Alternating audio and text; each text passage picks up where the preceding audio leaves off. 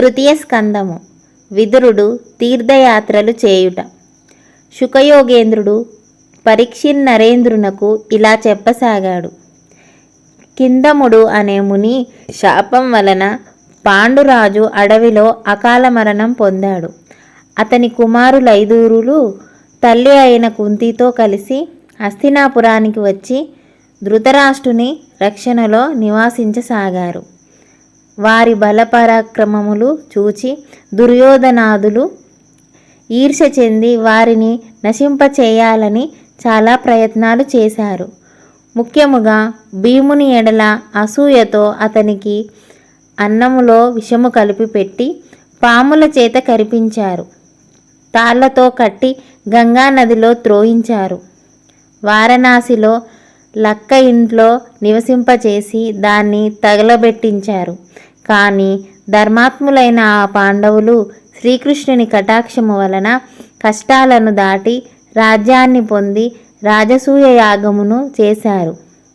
దుర్యోధనుడు అసూయ చెంది శకుని సహాయముతో పాండవులను మాయాజూదములో ఓడించి అవమానించి వారిని అరణ్యవాసానికి పంపారు. జూదంలో పెట్టుకున్న నియమం ప్రకారం పాండవులు 12 సంవత్సరాలు అరణ్యవాసము, 1 ఏడాది పాటు అజ్ఞాతవాసమును ముగించి తిరిగి వచ్చి తమ రాజ్యభాగాన్ని ఇమ్మని అడిగారు. కానీ పీసినారి అగు దుర్యోధనుడు వారికి తిరిగి రాజ్యమును ఇవ్వడానికి ఒప్పుకోలేదు. మహాత్ముడైన శ్రీకృష్ణుడు రాయబారానికి వెళ్ళిన ఫలితము లేకపోయినది. పెద్దల మాటలను పెడచెవిన పెట్టిన దుర్యోధనుని కారణంగా కౌరవ వంశము అంతటిని నాశనము కానివ్వవద్దని విదురుడు ధృతరాష్ట్రుణ్ణి హెచ్చరించాడు. దానికి కోపించిన దుర్యోధనుడు నీతిమాలి విదురుని నిందించగా అతడు వైరాగ్యము చెంది వెంటనే అరణ్యాలకు వెళ్ళి మహర్షుల ఆశ్రమాలు, పుణ్యతీర్థాలు సందర్శించి చివరకు ప్రభాస తీర్థం చేరుకున్నాడు. అప్పటికి కౌరవ వంశం పాండవులు యుద్ధము ముగిసి కౌరవులందరూ నశించారనే వార్త అతనికి చేరింది. అది విని దుఃఖించిన విదురుడు మనస్సుకు ఊరట కలగడానికై ఎన్నో పుణ్యనదులలో స్నానం చేసి ఆయా దేవతలను పూజిస్తూ యమునా నది వద్దకు చేరారు. అచ్చట అతనికి శ్రీకృష్ణుని బాల్య సఖుడు భక్తుడు అయిన ఉద్ధవుడు కనిపించాడు. అతనిని ఆలింగనము చేసుకొని బలరామకృష్ణుల యోగక్షేమములు అడిగాడు. ఉద్ధవుడు దుఃఖభారంతో మాట్లాడలేక కొంతసేపటి వరకు కన్నీరు విడిచి పిమ్మట గర్ధర స్వరంతో శ్రీకృష్ణుని నిర్మాణమును, సమస్త యాదవ వంశ నాశనమును వివరించాడు. ఆ విషాద వార్త విని విదురుడు నోట మాట రాక దుఃఖభారమును నెమ్మదిగా నిగ్రహం చేసుకొని అవతార సమాప్తికి ముందు శ్రీకృష్ణుడు నీకు ఉపదేశించిన వాక్యములు నాకు వినిపింపమని అడిగాడు.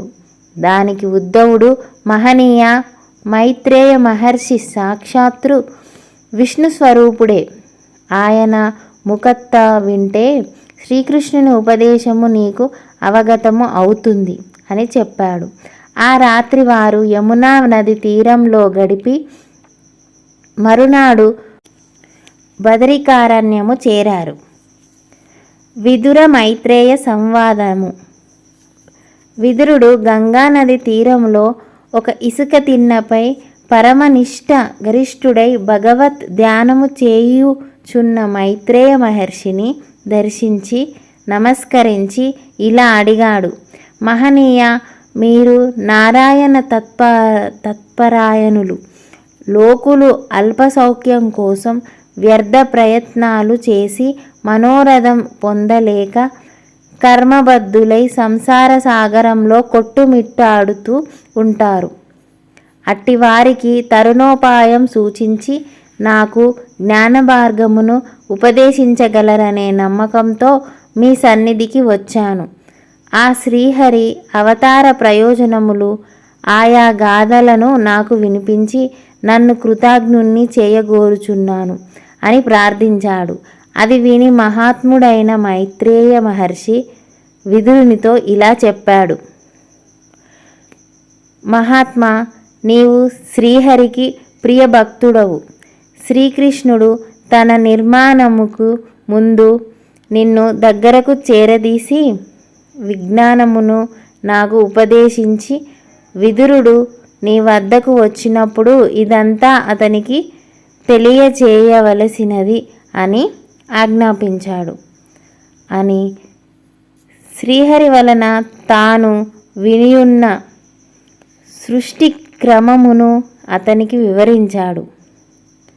శుకుడు ఈ విధంగా పరీక్షిత్తునకు తెలిపి తిరిగి మైత్రేయ మహర్షితో, హిరణ్యాక్షుడనే రాక్షసుడు ఎవడు?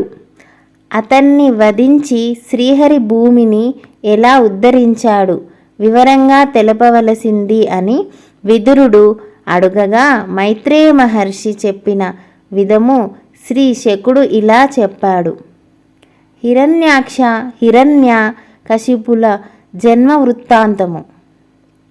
పూర్వము ఒకప్పుడు దక్ష ప్రజాపతి పుత్రిక అయిన దితి సంతానకాంక్షతో భర్తే అయిన కశ్యప మహర్షి సమీపించింది.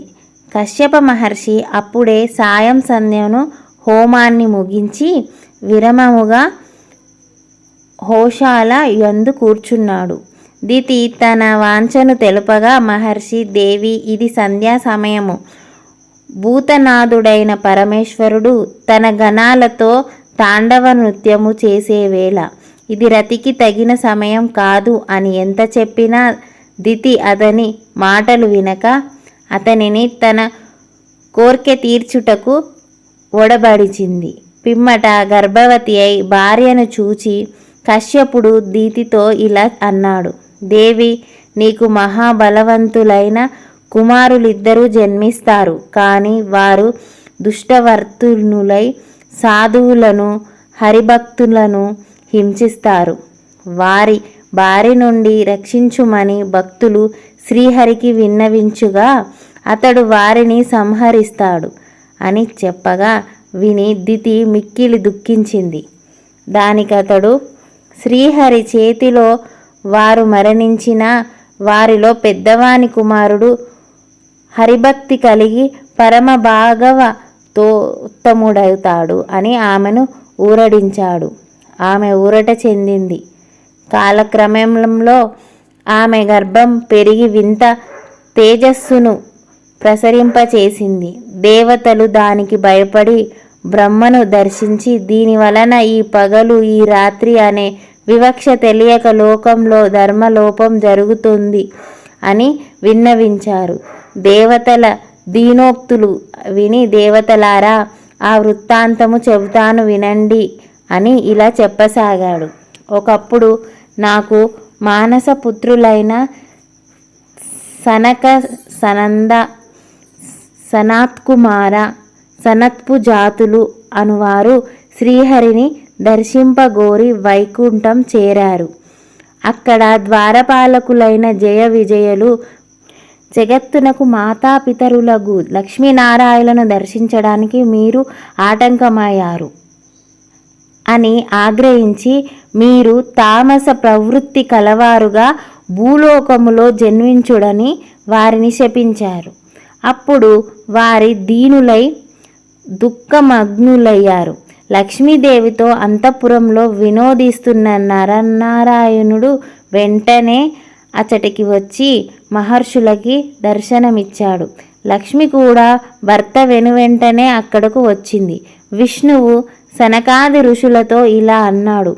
నా ద్వారపాలకులైన ఈ ఇద్దరు మీ ఎడల అపరాధము చేశారు. అందుకు మీ చేత శిక్షింపబడ్డారు. మీరు భూలోకంలో పుట్టినా నాయందు వైరము వహించి 3 జన్మలలో లేదా నాతో మైత్రిగా ఉండి 7 జన్మలలోనూ మీ శాప ఫలాన్ని అనుభవించి తిరిగి నా సన్నిధికి రాగలరు అని శ్రీహరి వారిని అనుగ్రహించాడు. కానీ శ్రీహరి వియోగమును భరించలేక అని జయ విజయులు విష్ణువు ఎడల ద్వేషముతోనైనా సరే ప్రవర్తించి 3 జన్మల పిదప విష్ణు సన్నిధాన్ని పొందుటకు కోరుకున్నారు. ఓ సురులారా, ఆ జయ విజయులే ఇప్పుడు దితి గర్భములో వారయ్యున్నారు. వారి తేజస్సే మిమ్ములను బాధించుచున్నది. కానీ దీనికంతటి మూల కారణం శ్రీమన్నారాయణుడే కనుక అతడే మీకు శుభము కలిగిస్తాడు అని చెప్పి దేవతలు స్వర్గానికి పంపివేశాడు.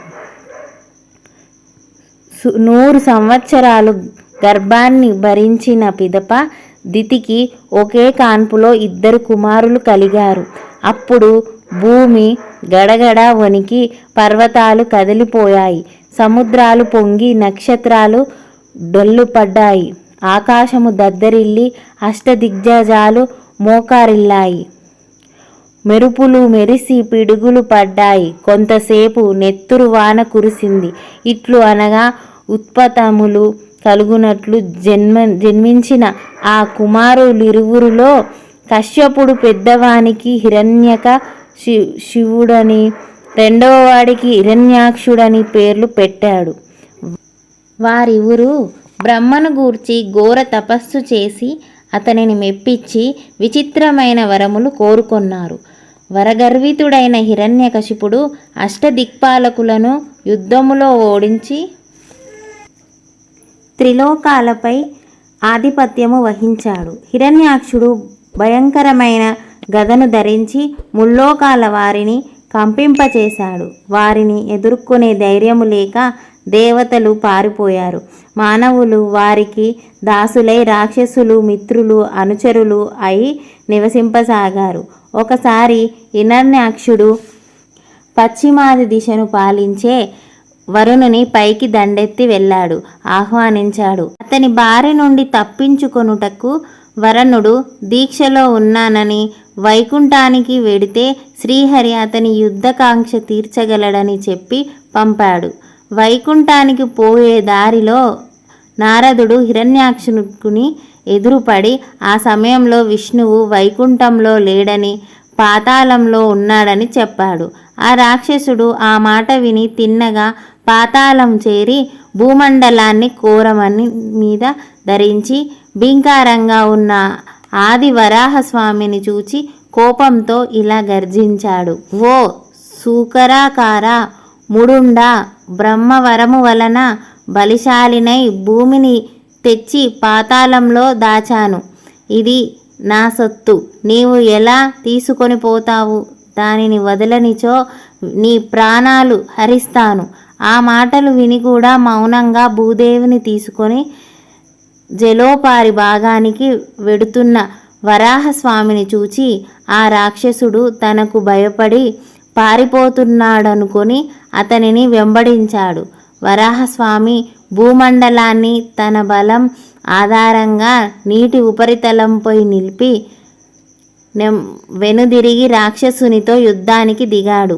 వారిరువురు పరస్పర జిగిషలతో 2 మహాసముద్రాల 2 మదుపు టేసుగుళ్ళ 2 పులుల 2 అబోతులులా తీసిపోక భయంకరమైన యుద్ధము చేశారు. అప్పుడు బ్రహ్మదేవుడు దేవతాగణంతోనూ మహర్షి బృందంతోనూ వచ్చి ఆకాశంలో నిలబడి శ్రీహరితో ఇలా అన్నాడు. దేవాదిదేవ, ఈ అసురుడు నేను ఇచ్చిన వరమును పొంది గర్వించి లోకకంటకుడయ్యాడు. ఇప్పుడు అభిజిత్ ముహూర్తము, ఇదే వీనిని సంహరించడానికి తగిన సమయము. ఈ ముహూర్తం దాటితే సంధ్యా సమయము సమీపించి వీడి బలం పెరిగి ఆవుద్యావుడైతాడు అని అన్నాడు. బ్రహ్మ మాటలు మనసున నిలిపి శ్రీహరి వెంటనే వజ్రసన్నిభమైన పిడిగద్దులతో హిరణ్యాక్షుణ్ణి చెక్కిలిపై కొట్టాడు. ఆ దెబ్బకు ఆ రాక్షసుడు నెత్తురు కక్కుకుంటూ తల వ్రేల వేసి ప్రాణాలు త్యజించాడు. బ్రహ్మాది దేవతలు హిరణ్యాక్షుని మరణానికి మోదము పొంది హరిని స్తుతించాడు. ఈ కథను మైత్రేయుడు విదురునికి వినిపించినట్లు శుకమహర్షి పరీక్షిత్తునకు వివరించి ఆ రాజు కోరికపై మిగిలిన విదుర మైత్రేయ సంవాదము ఇలా వినిపించసాగాడు.